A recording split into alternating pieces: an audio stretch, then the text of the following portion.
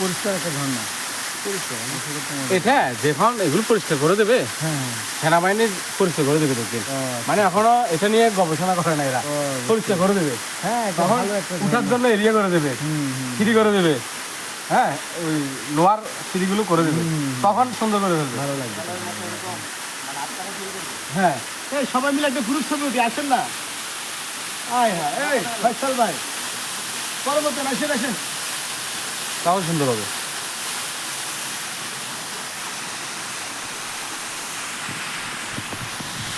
এগুলো আছে বহুত দূরে থেকে গোসল করার জন্য।